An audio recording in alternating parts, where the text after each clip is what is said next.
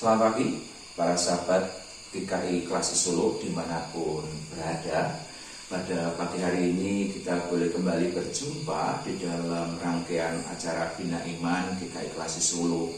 Dan pada saat ini di dalam Bina Iman ini saya akan membawakan renungan yang diambil dari surat Ibrani pasal yang ke-10 ayat 22 hingga 25. Namun sebelumnya, mari kita berdoa terlebih dahulu, mohon bimbingan Tuhan. Mari kita berdoa.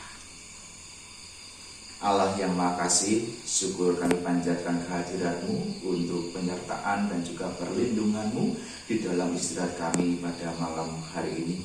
Kami bersyukur ketika pagi hari ini kami boleh diizinkan untuk menghirup udara segar-Mu. Kami juga boleh menjalani dan juga memasuki hari baru pemberian. Pada kesempatan ini, untuk mengawali hari ini, kami hendak merenungkan sebagian dari sabda-Mu. Biar kiranya sabda-Mu boleh menuntun dan menyertai perjalanan kehidupan kami. Ya Tuhan, kami siap menyambut sabda-Mu. Amin. Ibrani 10 ayat 22 sampai dengan 25 saya akan membacakan untuk kita semuanya. Karena itu marilah kita menghadap Allah dengan hati yang tulus ikhlas dan keyakinan iman yang teguh. Oleh karena hati kita telah dibersihkan dari hati nurani yang jahat dan tubuh kita telah dibasuh dengan air yang murni. Marilah kita teguh berpegang pada pengakuan tentang pengharapan kita, sebab Ia yang menjanjikannya setia. Dan marilah kita saling memperhatikan supaya kita saling mendorong dalam kasih dan dalam pekerjaan baik. Janganlah kita menjauhkan diri dari persekutuan-persekutuan ibadah kita, dari pertemuan-pertemuan ibadah kita seperti dibiasakan oleh beberapa orang. Tetapi marilah kita saling menasihati dan semakin giat melakukannya menjelang hari Tuhan yang mendekat. Bapak Ibu yang dikasihi oleh Tuhan Yesus Kristus, saat ini saya berada di keliling antara beberapa karakter wayang. Kalau dari tadi ada Kresna, ada Abimanyu, Siti Sendari, di sini ada Bima, dan di sini ada Gatotkaca. Nah, dari beberapa karakter wayang ini ada banyak lakon yang bisa dimainkan, dan ini lakon-lakon cukup terkenal dan banyak orang tahu bagi para pecinta wayang. Misalkan bicara soal lakon Kresna, ini ada lakon Kresna Duto, ada Kresna Gugah, dan lain sebagainya. Ini lakon dari Gatotkaca juga cukup terkenal ketika mengisahkan kelahiran dari Gatotkaca dan juga gugurnya Gatotkaca di dalam medan perang Baratayuda. Dan di lakon karakter Bima ini juga ada banyak sekali kisah yang menceritakannya. Misalkan tentang Dewa Ruci.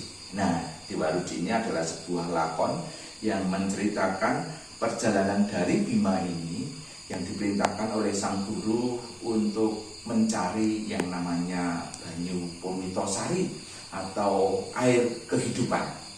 Maksudnya sang guru yaitu Residorna ini meminta Bima untuk mencari banyu Purwitosari ini untuk bisa membersihkan kehidupan batinnya. Nah, upaya yang dilakukan oleh Bima ini cukup luar biasa. Di dalam kisahnya, dia harus memasuki sebuah hutan rimba yang cukup wangker. Boleh dikatakan dalam kisah ini 99,9% orang yang memasuki hutan itu akan meninggal, pulang dengan nama saja tanpa ada jasadnya. Namun di sana kemudian Bima berhasil keluar dari hutan itu, namun ternyata dia juga belum mampu untuk mendapatkan banyu Purwitosari ini. Dan kemudian Residorna yaitu gurunya meminta dia untuk masuk ke dalam laut, dan dia dengan keberanian dan keteguhan hati dia berani masuk ke tengah-tengah samudera dan mencari banyu Purwitosari itu. Tetapi hal yang sama terjadi, dia tidak menjumpainya. Dia hanya berjumpa dengan seekor ular naga dan dia berperang di sana dan berhasil membunuhnya. Dan singkat cerita, di akhir lakon Dewa Ruci ini, kemudian si Bima berjumpa dengan sebuah sosok yang sebesar telapak tangannya, dan wujudnya sangat mirip dan persis dengan diri Bima ini. Nah, inilah kalau dalam lakon ini disebut sebagai sukmo sejati, atau ya istilahnya guru sejatinya dari Bima ini, atau dewanya dari Bima. Dan kemudian Bima diajak untuk masuk ke dalam telinganya. Dia masuk dalam telinga, dan ketika dia masuk di sana, dia melihat sebuah dunia yang luas, luar biasa. Dia sebenarnya tidak mau untuk keluar dari tubuh Sang Dewa Ruci ini. Dia merasa nyaman di sana, tetapi Sang Dewa Ruci mengatakan, tugasmu belum selesai, kamu harus kembali ke alam terang dan melanjutkan tugasnya sebagai seorang satria. Nah, para saudara, para sahabat GKI Kelasi Solo, dari lakon ini memang cukup sederhana, tetapi lakon ini bisa dikatakan sebagai sebuah lakon yang berat di dalam kisah pewayangan. Dan lakon ini tidak ada di dalam kisah Mahabharata maupun Ramayana, karena lakon ini adalah lakon kekawin, yaitu percampuran antara kisah Mahabharata dengan filosofi, filsafat, dan juga budaya Jawa. Di dalam kisah ini ada banyak sekali simbol-simbol, dan juga berbicara soal apa? Bicara soal filsafat Jawa, bicara soal kearifan, dan juga bagaimana istilahnya berbicara soal kontemplasi tentang asal dan tujuan hidup manusia. Bagaimana sebuah perjalanan spiritual Sang Bima ini untuk bisa merasakan hadirat Tuhan, dalam bahasa Jawanya manunggaling kawula Gusti. Nah, dalam perjalanan spiritual yang dilakukan oleh sosok Bima ini membutuhkan kekuatan fisik dan mental yang tangguh. Di sana diperlukan juga keteguhan hati, diperlukan ketekunan, diperlukan pengendalian diri, dan juga pengampunan sekaligus. Kemudian di akhir kisah dia harus menjalani hidup sesuai dengan tugas panggilannya sebagai manusia, sebagai seorang satria. Nah, di dalam bacaan kita, di dalam Ibrani 10 ayat 22 sampai dengan 25 ini, kita juga bisa melihat di sana bagaimana Rasul Paulus memberikan nasihat kepada kita semua. Untuk apa? Untuk yang pertama, memiliki hati yang tulus ikhlas dan keyakinan yang teguh di dalam iman. Tetap teguh berpegang pada pengakuan dan pengharapan kita, yaitu Yesus Kristus. Ada banyak godaan di sekitar kita, di sekeliling kita, yang dapat menggoyahkan iman kita dan juga menggoyahkan pengharapan kita. Namun kita diajak untuk terus berpegang teguh kepada Yesus Kristus, karena Ia adalah setia. Di dalam bacaan kita juga diajak untuk tetap tekun dan teguh. Kita terus berjuang mendekatkan diri di dalam pertemuan-pertemuan ibadah.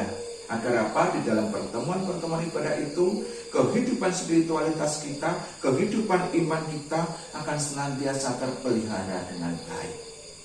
Kalau kita mengaku Kristen tetapi kita tidak pernah hadir di dalam pertemuan-pertemuan ibadah, kalau kita mengaku murid-murid Yesus tetapi kita tidak pernah berjumpa dengan murid-murid yang lain, maka dalam perjalanan sang waktu, iman kita pasti akan mengalami goyah, bahkan bisa mengalami keruntuhan. Nah, di dalam kehidupan perjalanan spiritualitas ini, kita perlu yang namanya ketekunan dan juga keteguhan. Kita juga perlu yang namanya pengendalian diri dan juga pengampunan, karena ketika kita mengikut Kristus, kita juga diingatkan oleh Rasul Paulus untuk apa? Untuk saling memperhatikan di dalam kasih dan dalam pekerjaan yang baik dengan hati yang tulus ikhlas. Jika kita hendak memperhatikan orang-orang di sekitar kita di dalam kasih dan juga dalam pekerjaan baik, tanpa adanya pengendalian diri, tanpa adanya pengendalian di dalam diri kita, bicara soal emosi, bicara soal kehendak, keinginan, dan lain sebagainya, maka semua itu niscaya untuk bisa dilakukan. Ada sebuah pengendalian diri dan juga berkaitan dengan apa? Dengan pengampunan. Karena ini juga berbicara tentang orang lain. Ketika orang lain bersalah kepada kita, kita belajar untuk memiliki hati yang mengampuni. Kemudian Rasul Paulus juga mengingatkan kita untuk saling menasihati satu dengan yang lain. Jika ada saudara-saudara kita yang menyimpang dari jalan Tuhan, yang keluar dari koridor yang sudah Tuhan tentukan, maka kita selayaknya dan sepantasnya untuk mengingatkan mereka agar mereka kemudian kembali di dalam jalan Tuhan. Cukup menarik apa yang disampaikan oleh Rasul Paulus ini di dalam nasihatnya. Nah, memang semua ini bukan jalan yang mudah untuk kita lakukan, namun bukan berarti ketika jalan itu tidak mudah, bukan berarti tidak bisa kita lakukan. Selama kita memiliki tekad yang kuat, kita memiliki ketekunan di dalam diri kita, niscaya kita akan dimampukan oleh Tuhan. Para sahabat yang dikasihi oleh Tuhan Yesus Kristus, hari ini kita kembali diingatkan. Kita melihat bagaimana kehidupan spiritualitas dari Sang Bima ini di dalam menjalani kehidupan spiritualitasnya, mencari Tuhan. Kita juga diingatkan melalui bacaan kita diingatkan oleh Rasul Paulus di dalam surat Ibrani pasal yang ke-10 ayat 22 hingga 25 ini. Di dalam perjalanan spiritualitas kita menuju Tuhan, kita membutuhkan ketekunan hati, kita membutuhkan keteguhan, kita membutuhkan ketulusan dan keikhlasan, kita juga membutuhkan pengendalian diri dan juga pengampunan. Mari kita lakukan semua itu seraya kita tetap menjalankan tugas panggilan kita dengan sungguh-sungguh di dalam hidup kita. Selamat beraktivitas, selamat pagi, salam sehat, Tuhan memberkati kita semuanya. Amin.